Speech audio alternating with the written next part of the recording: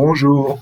Afin d'illustrer l'épisode 1 du cours sur le PGCD, je vais vous proposer un travail. Dans le descriptif de la vidéo, vous trouverez un énoncé en format PDF ainsi qu'un lien vers mon blog où vous pouvez trouver divers documents de maths experte et maths spécialité. Si mon travail vous intéresse, un pouce levé m'encourage à continuer. Éventuellement m'envoyer un message. Merci pour tous ceux qui le font. Donc le travail 1, déterminer PGCD de 96 et 12 est la première question. Déterminer PGCD de 40 et de 24 est la deuxième question. Et puis troisième question, soit un entier naturel n, déterminer le PGCD de 2n plus 3 et n plus 1. Alors première question, déterminer PGCD de 96 et 12. Donc ce qu'on va faire, c'est qu'on va diviser 96 par 12. Et il s'avère qu'il y va 8 fois et le reste est nul. Donc d'après le cours, PGCD de 96 et 12, eh bien c'est 12.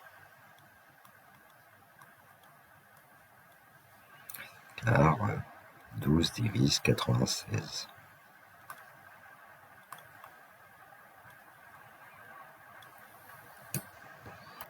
Deuxième question, déterminer le PGCD de 40 et 24. Donc ce qu'on va faire, c'est qu'on va utiliser le lemme d'Euclide.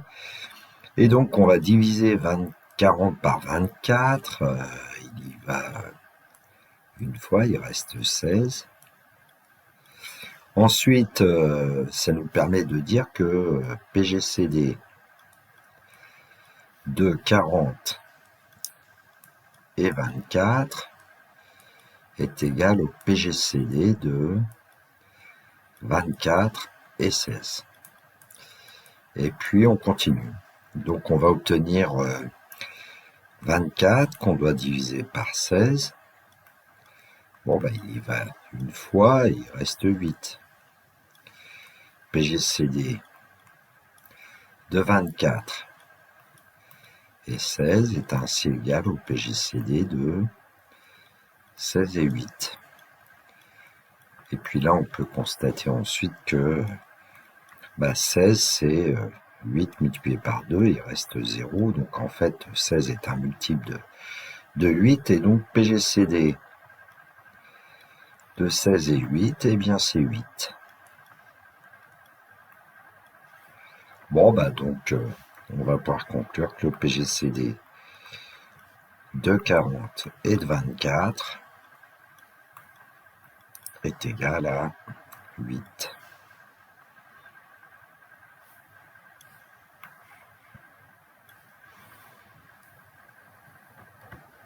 Alors je voudrais vous faire une petite remarque avec cet exemple.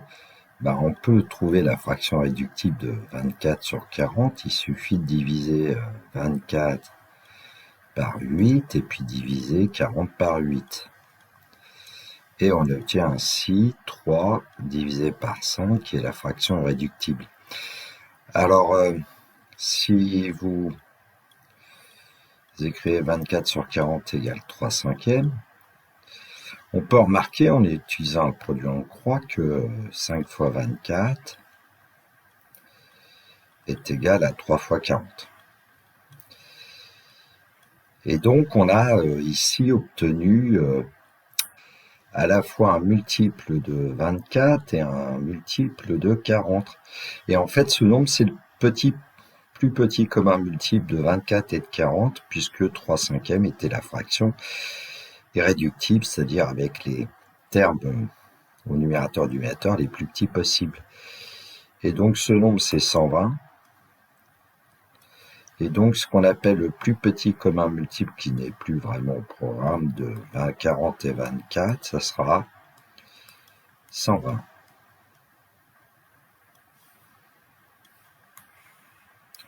Bon, sur les calculatrices en général, moi j'ai une TI, on peut obtenir les PGCD, PPCM, il y a une instruction pour ça, vous pouvez le vérifier. Question 3, soit un entier naturel n, déterminer le PGCD de 2n plus 3, n plus 1, on va lui donner un nom, donc on va l'appeler dn, ce PGCD de 2n plus 3 et n plus 1. Bon, alors, si on n'a pas du tout d'idée, on peut toujours essayer de faire une expérimentation, utiliser soit un tableur, éventuellement un script Python, enfin en tout cas, ou une calculatrice. Je vais vous montrer comment on peut procéder avec une calculatrice. Alors, à l'écran, vous avez une calculatrice TI, il faudrait voir selon les modèles, bien sûr. Alors, comme on va utiliser le menu statistique, on vérifie que dans le menu statistique, les listes sont nettoyées, ce qui n'est pas le cas ici. Alors, il y a plusieurs façons de nettoyer. En tout cas, il y en a une qui consiste, par exemple, à se mettre sur la liste 1 et puis de faire, alors surtout pas supprimer, mais annule. Bon, liste 2, annule. Et liste 3. Ce qui fait qu'une fois que toutes les listes sont nettoyées, c'est quand même pratique. Alors maintenant, ce que je vais faire, c'est que je vais remplir les listes 1, liste 2, liste 3, liste 4 au fur et à mesure. Alors dans la liste 1, on va mettre des valeurs de n. Et donc je vais aller dans le menu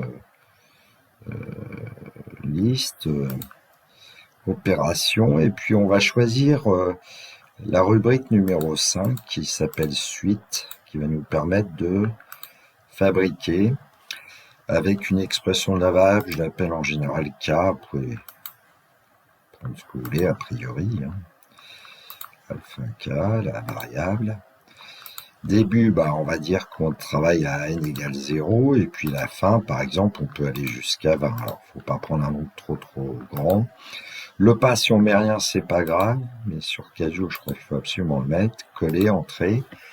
Et puis une fois qu'on a créé cette instruction, en fait, on va placer tous les nombres k entre 0 et 20 par pas de 1 dans la liste 1. Et ça va nous remplir la liste 1 automatiquement. Donc on voit apparaître des nombres avec la flèche de droite, on peut vérifier qu'on va jusqu'à 20 ici. Bon. Et dans le menu stat, on vérifie. Vous allez voir que la liste 1, c'est rempli automatiquement. Voilà. De 0 jusqu'à 20 en fait.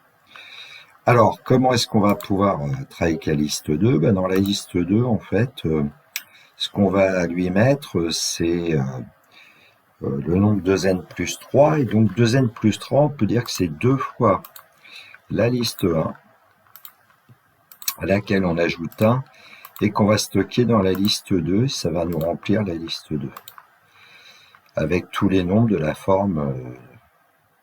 alors là, j'ai mis 2n plus 1, alors que c'est 2n plus 3, je crois, donc je vais rajouter 2. Bon. Donc je restocke dans la liste 2. Voilà, donc on a tous les 2n plus 3 pour n variant de 0 jusqu'à 20. Ensuite, on a besoin de placer les nombres du type n plus 1 dans la liste 3. Donc on peut reprendre la liste 1 et puis on ajoute 1 et on stocke dans la liste 3. Bon, on va mieux voir avec le menu stat. Voilà, donc on a obtenu évidemment les nombres qui nous intéressent dans la liste 2, liste 3. Alors pour la liste 4, on aimerait bien avoir le PGCD des nombres qui sont dans la liste 2, liste 3. Alors au lieu de travailler à l'écran principal, on peut aussi travailler dans l'écran de statistiques. Et puis ici, ce qu'on veut, c'est le plus grand commun diviseur entre tous les nombres de la liste 2, liste 3. Alors il y a un moyen avec le menu maths. On va chercher l'instruction PGCD qui se trouve tout en bas. Il y avait PPCM juste avant, plus petit commun multiple, et là PGCD, entrée, et puis on va mettre que c'est les nombres entre la liste 2, virgule, liste 3, qu'on veut avoir le PGCD. Et là, on a l'impression que le PGCD est toujours égal à 1. Alors, on va aller jusqu'à 20 quand même. Bon, donc on peut conjecturer que le PGCD est égal à 1. Alors, je vais vous donner deux méthodes ici pour cet exercice, pour cette question. Bon, la méthode 1, on l'a vu dans le cours quasiment, c'est le fait de dire que, eh bien, dn divise 2n plus 3, et puis dn divise aussi n plus 1. Et on essaye d'éliminer le nombre n. Alors, comment pouvoir l'éliminer? Ici, on voit bien que si on multiplie la deuxième ligne par, ici, par moins 2, ça permettra d'éliminer. Alors, comment on va dire ça? Par exemple, on peut dire que dn divise la combinaison linéaire 2n plus 3 moins 2 facteurs de n plus 1. Et donc, dn va diviser, eh bien, en fait, en ayant éliminé les nombres n, 2n plus 3 moins 2n moins 1, c'est-à-dire dn divise moins 2, pardon, évidemment. Et donc dn divise 1. Et le seul diviseur positif de 1, c'est 1, donc dn est forcément égal à 1. Ça veut dire que pour tout entier naturel n, eh bien, les nombres 2n plus 3 et n plus 1, on dit qu'ils sont étrangers, ou bien on dit qu'ils sont premiers entre eux. Alors, je vais vous donner une deuxième méthode qui est peut-être moins naturelle, mais bon. En fait, 2n plus 3, bah, on vient de voir quasiment la méthode 1, bon, que c'est 2 facteurs de n plus 1. On fait une sorte de division de 2n plus 3 par n plus 1, 2n plus 2, et puis, évidemment, il nous reste le nombre 1. Et donc, en fait, grâce au lemme d'Euclide, on n'avait jamais utilisé que le nombre R était en fait le reste de la division euclidienne de A par B, ce qui fait que le PGCD de 2n plus 3 et de n plus 1, eh bien on peut dire que c'est le PGCD de n plus 1, et puis de ce qu'on pourrait appeler une sorte de reste, 1, là il faut être sûr que le nombre 1 est plus petit que le diviseur n plus 1, ce qui est le cas ici d'ailleurs, enfin, sauf pour n égale 0. Mais bon, et donc, du coup, on va obtenir 1, forcément, hein, puisque 1 a un seul diviseur qui est 1. Et donc, dn est égal à 1. Bon, voilà une autre façon quasiment de procéder ici. Bon, je vais m'arrêter là, et donc c'est la fin, the end. Voilà, cette vidéo est terminée pour moi. Il me reste à vous souhaiter une très belle journée. Surtout, prenez bien soin de vous. Que la force soit avec tous ceux qui étudient. Au revoir.